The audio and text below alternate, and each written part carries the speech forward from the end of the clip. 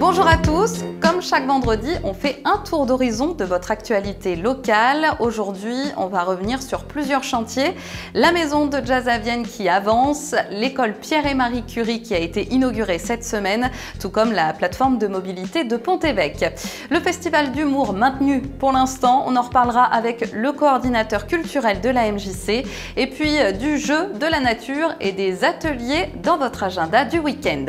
On commence par votre météo et le temps se gâte, surtout côté température. Vous aurez de la pluie samedi et dimanche, pas beaucoup de répit et un mercure qui dégringole, vous le voyez. Attention, il pourrait même y avoir des chutes de neige dans le Pilat, surtout dimanche. L'été est bel et bien fini. Une fois n'est pas coutume, on commence avec un point sur l'épidémie de coronavirus. Cette semaine, le ministre de la Santé a présenté une nouvelle carte de France avec des zones en alerte maximale, Marseille, Aix et la Guadeloupe, et 11 métropoles en alerte renforcée. Près de chez nous, il y a Saint-Étienne, Lyon et Grenoble. À partir de lundi, les bars devront fermer à partir de 22 h. Les salles de sport et les salles des fêtes seront fermées. Pour l'instant, Vienne et le Nord-Isère ne sont pas concernés par ces mesures. Une visite de chantier maintenant, celle de la future maison du festival Jazz à Vienne. Le chantier a été lancé cet été. La maison devrait ouvrir partiellement pour le prochain festival en 2021. Il y aura des espaces de réception, des salles de réunion pour les équipes, un accès privilégié au théâtre antique et même un jardin des ruines. Le projet coûte au total 2,8 millions d'euros à Vienne-Condrieu Agglomération avec l'aide de la région et de l'État. Et il y a eu décidément pas mal de visites cette semaine. L'école Pierre et Marie Curie a été officiellement inaugurée à Vienne après d'importants travaux de rénovation, notamment thermiques. Un petit peu plus loin, la plateforme de mobilité de Pont-Évêque a aussi été inaugurée. Un nouveau centre de maintenance et de ravitaillement pour la 60aine de bus qui circulent dans l'agglomération. Autre nouveauté à la MJC de Vienne, une deuxième ludomobile a été présentée. Elle permettra de couvrir un plus large territoire dans l'agglomération. 13 communes vont pouvoir bénéficier de ces jeux et ces services. Après Sessuel, Septem, Saint-Sorlin-de-Vienne et Reventin cette semaine, la ludomobile sera à Chuzel lundi et Chonal-en-Ballan mardi.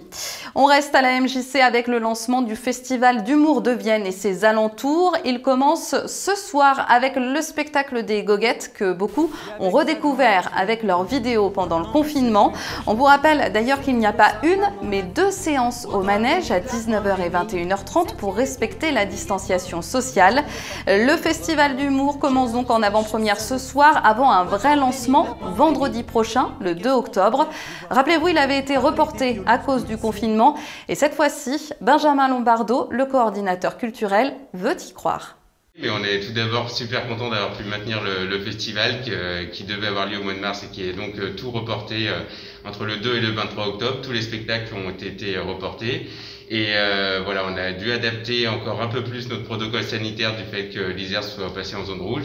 Mais on a toutes les autorisations et tous les protocoles sanitaires appliqués pour accueillir tous les spectateurs en bonne sécurité sur nos spectacles.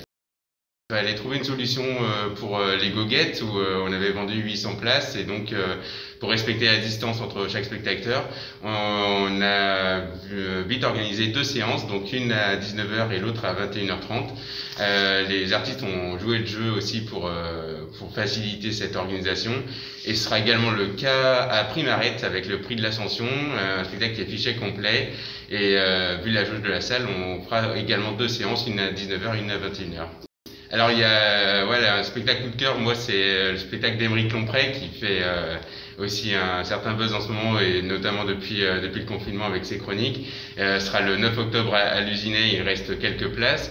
Et puis deux beaux spectacles au manège, Gilles Détroit le vendredi octobre et la belle soirée, Giovanni et Dedo samedi 3 octobre. Ça devait être la soirée de clôture au mois de mars, mais c'est plus la soirée de clôture, mais ça reste une très belle soirée avec deux parties, donc Giovanni et Dedo le 3 octobre au manège. Pour trouver le programme complet du Festival d'humour sur le site de la MJC, n'hésitez pas, il reste des places pour certains spectacles.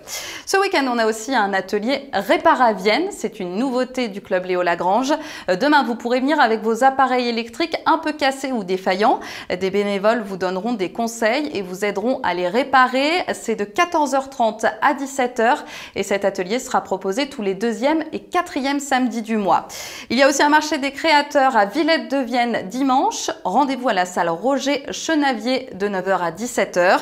Et puis le 2e salon commerce et savoir-faire tout le week-end au Sémaphore et à la salle L'Espace de Roussillon. L'entrée est gratuite pour découvrir le commerce local, profiter de dégustations, défilés et démonstrations. Vous pourrez même vous restaurer sur place. Alors attention, je vous conseille de bien vous renseigner avant de vous rendre dans l'un de ces événements, puisqu'avec l'épidémie, nous ne sommes pas à l'abri d'une annulation de dernière minute.